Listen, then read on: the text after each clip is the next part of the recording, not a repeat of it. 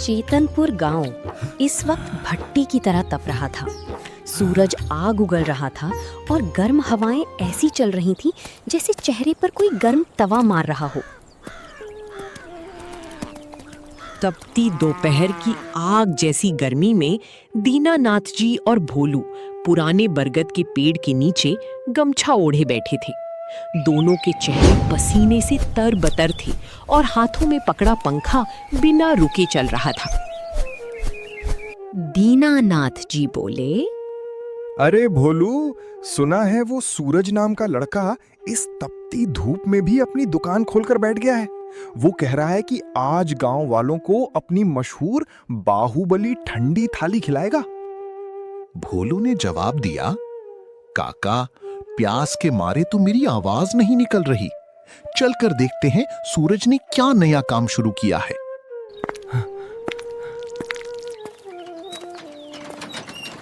सूरज की दुकान पर भीड़ उमड़ी थी। वहां कोई चाय या पकौड़े नहीं थे। सूरज पसीने में तरबतर था, पर उसके चेहरे पर मुस्कान थी। आइए दीनानाथ जी, आइए भोलू भैया, जरा रुकिए।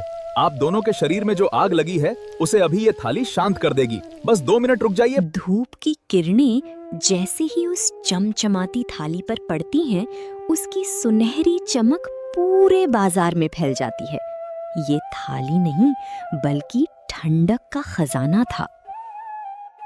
मलाईदार रायता, ठंडी ताजी सलाद, मसालेदार पकवान और बर्फ जैसी छाछ। सूरज ने कहा, काका, ये मेरी माँ का नुस्खा है। मैं सुबह 3 बजे उठकर दूर कुएं से ठंडा पानी लाता हूँ और इन मसालों को खुद हाथ से पीसता हूँ। जैसे ही ठंडे मसालों का स्वाद उनकी जीभ पर घुला, उनकी आंखों में एक अलग ही सुकून उतरने लगा। दीनानाथ जी बोले,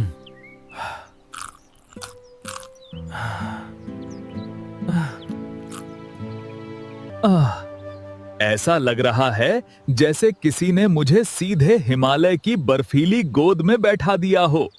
दूसरी तरफ पप्पू अपनी पुरानी दुकान के बाहर उदास बैठा था। मिट्टी से सने घड़ों में रखी उसकी फीकी लस्सी अब किसी को पसंद नहीं आ रही थी।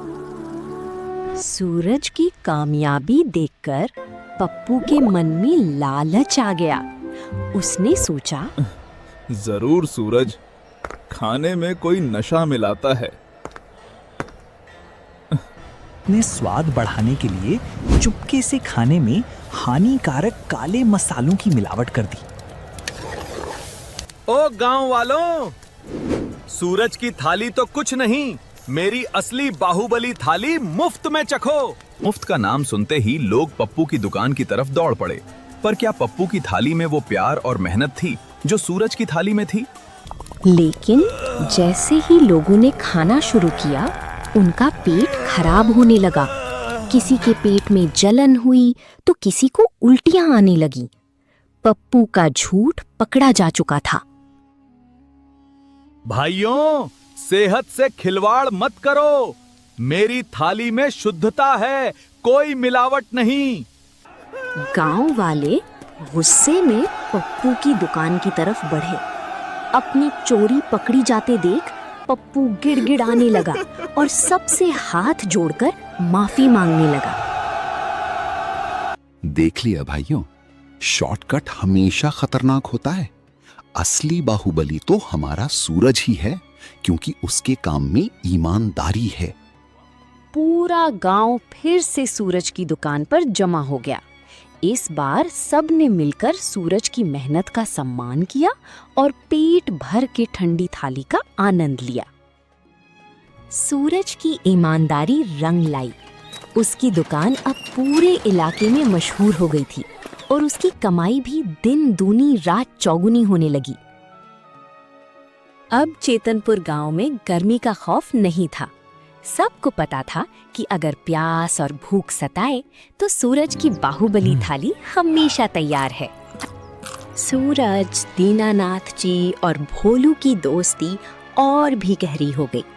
वो अक्सर शाम को साथ बैठकर गांव की खुशहाली की बातें करते। सूरज ने अब एक बड़ा और सुंदर बाहुबली फूड स्टॉल खोल लिया था, जहां हर किसी को शुद्ध और ठंडा खाना मिलता था। पप्पू अब अपनी गलती पर पछता रहा था।